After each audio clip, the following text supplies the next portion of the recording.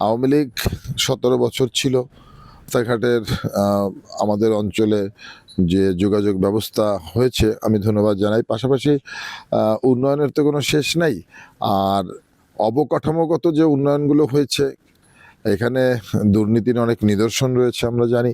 আওয়ামী লীগ দুর্গ খ্যাত বলছেন, আমি এটাকে একটু দ্বিমত পোষণ করছি। কারণ আমাদের সমাজের রাজনীতি করে সব দল মিলে মাত্র 5% মানুষ, 95% মানুষ সাধারণ মানুষ। তারা হয়তো রাজনীতির সাথে জড়িত না, তারা বিভিন্ন শ্রেণী পেশার সাথে জড়িত। তারা কৃষিকাজ, বিশেষ করে কৃষি নির্ভর এই অঞ্চলের মানুষ। আমি এই অঞ্চলে আরও 2 বার আমি পার্লামেন্ট ইলেকশন করেছি, কিন্তু সেই ইলেকশন করতে গিয়ে আসলে পরিবেশটা ছিল না মানুষের কাছে যেভাবে চেয়ে ভোট চাওয়ার কথা ছিল সেভাবে আমি পারি নাই রাজনৈতিক পরিবেশ পরিস্থিতির কারণে। আজকে পরিবেশটা অনুকূলে রয়েছে। আজকে বাংলাদেশের যে গণতান্ত্রিক আবহাওয়া বচ্ছে, বাংলাদেশে গণতান্ত্রিক আবহাওয়া বিরাজমান রয়েছে। সেক্ষেত্রে আমি নির্বাধায় আমি প্রত্যেকটা এলাকায় যাচ্ছি, মানুষের সাথে কথা বলছি এবং আমি বর্তমানে ত্রয়োদশ জাতীয় সংসদ নির্বাচনে যারা প্রতিদ্বন্দ্বিতা করছেন, আমি কোনো প্রতিদ্বন্দ্বীকে খাটো করে দেখছি না। তবে আমি মনে করছি যে এই অঞ্চলের মানুষ আগামী দিনে আমাকেই বেছে নেবে এলাকার জনপ্রতিনিধি হিসেবে, এটা আমি শতভাগ নিশ্চিত।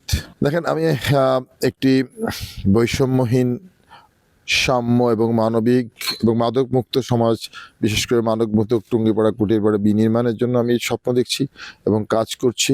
আমি যদি এখানে যত জনপ্রতিনিধি হিসেবে নির্বাচিত হতে পারি, আমি জনগণের আকাঙ্ক্ষা জনগণকে সাথে নিয়ে পূরণ করতে চাই, জনগণের পাশে থেকে কাজ করতে চাই এলাকার উন্নয়নে। আওয়ামী লীগ ১৭ বছর ছিল। রাস্তাঘাটের আমাদের অঞ্চলে যে যোগাযোগ ব্যবস্থা হয়েছে আমি ধন্যবাদ জানাই। পাশাপাশি উন্নয়নের তো কোনো শেষ নাই।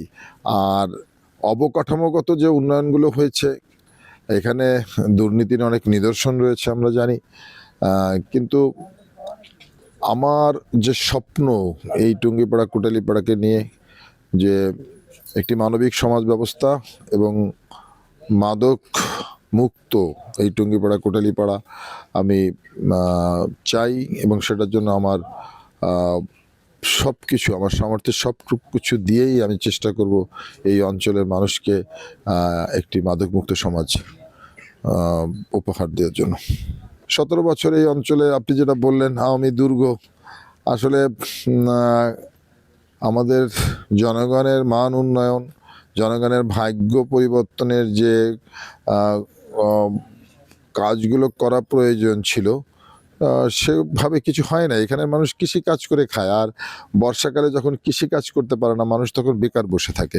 এই মানুষগুলোর কর্মসংস্থান করা খুবই প্রয়োজন বলে আমি মনে করি। এই কৃষি নির্ভর আমাদের এই অঞ্চল এবং অত্যন্ত, আমি ভেবেছিলাম যে টুঙ্গিপাড়া কোটালীপাড়ার মানুষের মনে হয় অনেক ভাগ্যের পরিবর্তন হয়েছে, কিন্তু আমি তো এখন ঘরে ঘরে যাচ্ছি, দেখছি মানুষ আসলে অতটা অর্থনৈতিকভাবে এখানে স্বাবলম্বী এখনও হয় নাই।